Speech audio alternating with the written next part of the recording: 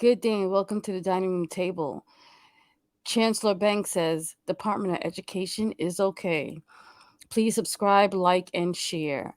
So, in this press conference, Chancellor Banks is asked by someone in the media if the Department of Education system with schools starting soon will be okay with so many asylum seekers registering. And during the previous administration, a lot of children left the school system. So there's a lot of seats empty. So they're going to go into that. And let's hear if um, what's going to happen and why Department of Education is okay, according to the chancellor. Everything has been okay. We started welcoming these students in from last year, and it's very important to note as well. Prior to this administration, we lost 120,000 families left the New York That's a lot. That's a lot of children to leave the public school system. City public schools. So we've absorbed last year, right, 19,000 students. We have room for the students. Um, and our principals, our superintendents, our school communities have worked extremely well in receiving these young people.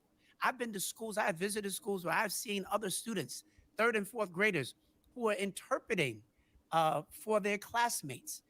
Kids are kids, and kids love each other and they take care of each other.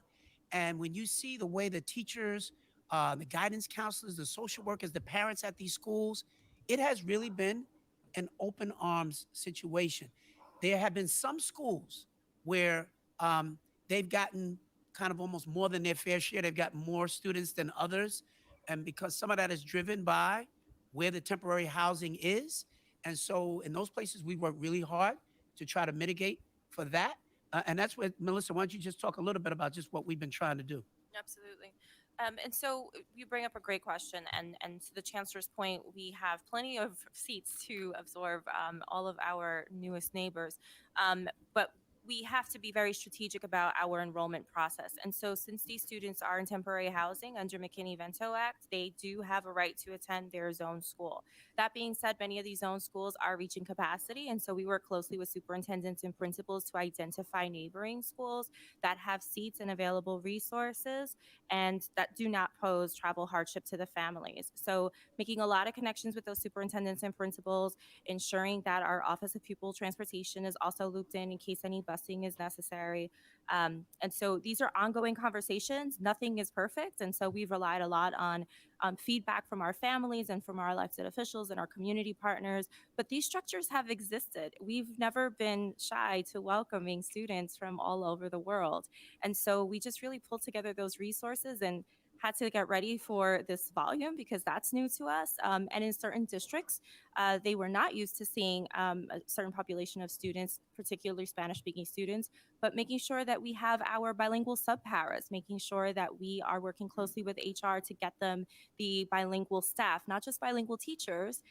English as a new language teacher does not have to be a native speaker of Spanish, but who are our bilingual staff who can support the students in the school building? So all of those things are coming together. So you've been able to match the teachers appropriately and staff up in these buildings? Because I know you have the buildings and space. I know the chancellor outlined that, but you shifted the manpower already, or are you in progress of doing that?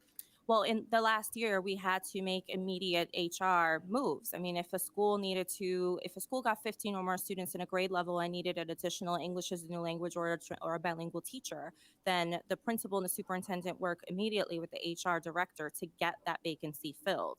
Of course, we would love more people with those licenses. And to the chancellor's point, we have some exciting news coming. But again, we don't leave the principals and the superintendents to find those people with those certifications. We connect them with people who have those certifications and fill those vacancies as soon as possible. So there you have it. Department of Education in New York City says that they are ready to start the school year. Please subscribe, like, and share. Until next time.